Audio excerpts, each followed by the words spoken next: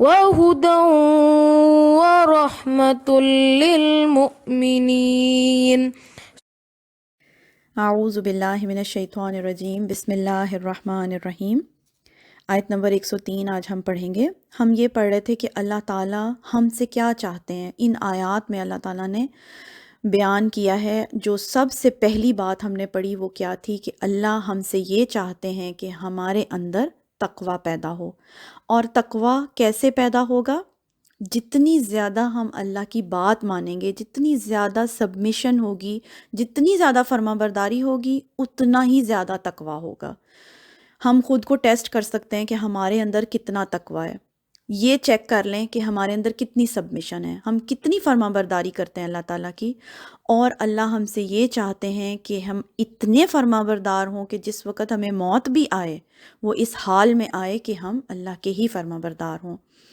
اور مسلم کو، آپ کو پتہ ہے مسلم اسی لیے کہا جاتا ہے کہ وہ مکمل طور پہ سرنڈر کرتا ہے، ساری بات اللہ کی ماننی ہے، اپنی کوئی مرضی نہیں، ہماری زندگی پر ہمارے رب کی مرضی چلے گی، لیکن اپنی چوائس کے ساتھ، اپنی چوائس کے ساتھ ایک مسلمان اپنی زندگی اپنے رب کے حوالے کرتا ہے۔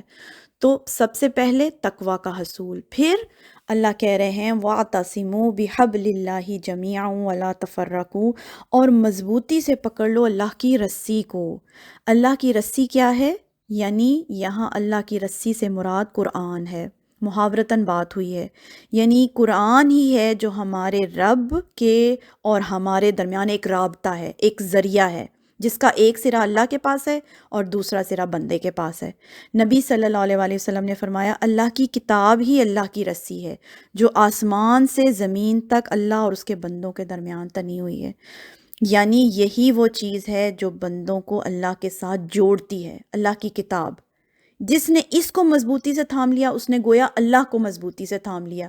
وہ جو پیچھے بات ہوئی تھی نا وَمَن يَعْتَصِم بِاللَّهِ، جو کوئی اللہ کو مضبوطی سے پکڑے گا، تو اللہ کو مضبوطی سے پکڑنے کا کیا مطلب ہے؟ وَاعْتَصِمُوا بِحَبْلِ اللَّهِ، اللہ کی کتاب کو مضبوطی سے پکڑنا۔ اور مضبوطی سے پکڑنا مطلب اس کو پڑھنا، اس کو سمجھنا اور اس کے مطابق اپنی زندگی گزارنا۔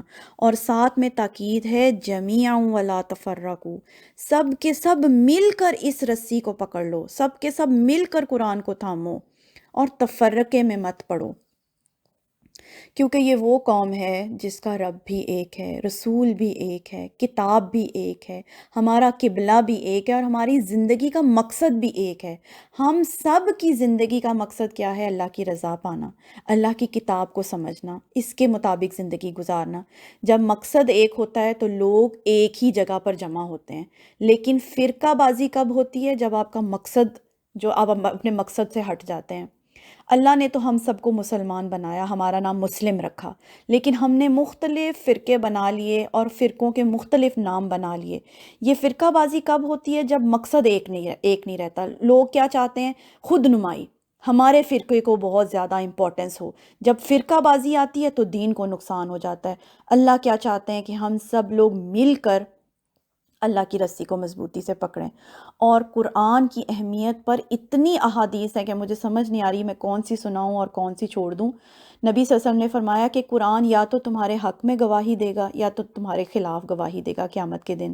اب آپ سوچ لیں کہ قرآن نے ہمارے حق میں گواہی دینی ہے یا ہمارے خلاف، یہ ہم ابھی خود ہی چیک کر سکتے ہیں۔ کتنا وقت زندگی کا ہم قرآن کو دیتے ہیں، ہماری ڈیلی لائف میں کتنا ٹائم ہے جو ہم قرآن کو دیتے ہیں، کتنا ہم اس کو سمجھنے کی کوشش کرتے ہیں، کتنا ہم اس پر تدبر کرتے ہیں، کتنا ہم اس کے مطابق زندگی گزار رہے ہیں اور کتنا ہم اس کو پھیلا رہے ہیں لوگوں تک۔ یہ سارے سوال ہم خود سے کر لیں تو ہمیں خود ہی جواب پتہ چل جائے گا کہ قرآن نے ہمارے حق میں گواہی دینی ہے یا ہمارے خلاف گواہی دینی ہے۔ چلو قیامت تو بعد میں آنی، پہلے تو قبر کی زندگی ہے نا۔ اور آپ کو پتہ ہے نا قبر کے اندر 3 سوال ہونے ہیں ہم سے، من ربو کا، من نبیو کا، ما دینو کا، تمہارا رب کون ہے، تمہارا نبی کون ہے۔ فرشتوں نے آ کے ہم سے یہ سوال کرنے ہیں۔ تو جس نے اللہ کو رب مان کر اپنی زندگی گزاری ہوگی وہی صرف جواب دے سکے گا۔ جس نے نبی صلی اللہ علیہ وسلم کی سنت کو سمجھنے کی، پڑھنے کی، اس کے مطابق زندگی گزارنے کی کوشش کی ہوگی وہی صرف نبی صلی اللہ علیہ وسلم کا نام بتا سکے گا۔ اور دین کا نام بھی وہی بتائے گا جس نے دین کے مطابق زندگی گزاری ہے۔ انسان جس طریقے پر زندگی گزارتا ہے نا وہی اس کا دین ہوتا ہے۔ اور جس نے اسلام کے مطابق زندگی گزاری صرف وہی دین کا نام بتا سکے گا۔ اور آپ کو پتہ ہے جو ان سوالوں کے جواب دے دے گا، ان سے فرشتے پوچھیں گے تمہیں کیسے پتہ چلا یہ سارے سوالوں کے جواب، تو وہ بتائے گا کہ میں نے کتاب پڑھی تھی اللہ تعالیٰ کی۔ اور منافق جو کہے گا لا ادری لا ادری، اس کو نہیں سمجھ آئے گی کیا جواب دینا ہے، کیونکہ اس نے تو پڑھنے کی کوشش ہی نہیں کی۔ فرشتے اس کو ماریں گے اور پھر پوچھیں گے کہ تم نے سمجھنے کی، اللہ کی کتاب سمجھنے کی کوشش تم نے کیوں نہیں کی، کیوں نہیں تم نے پڑھا اللہ کی کتاب کو۔ خیر کافی لمبی حدیث ہے، میں نے تھوڑی سی آپ کو مفہوم اس کا سنا دیا ہے، تو آیت مکمل نہیں ہوئی، انشاءاللہ تعالیٰ باقی کی آیت ہم جو ہے اگلے پارٹ میں کریں گے۔ اللہ سے یہی دعا ہے کہ اللہ تعالیٰ ہم سب کو کتاب سے جڑنے کی توفیق عطا فرمائے، ہمارے دلوں کو اللہ تعالیٰ قرآن کے لیے کھول دیں۔ سبحانک اللہم و بحمدک اشہد ان لا الہ الا انت استغفرک و اتوب الیک۔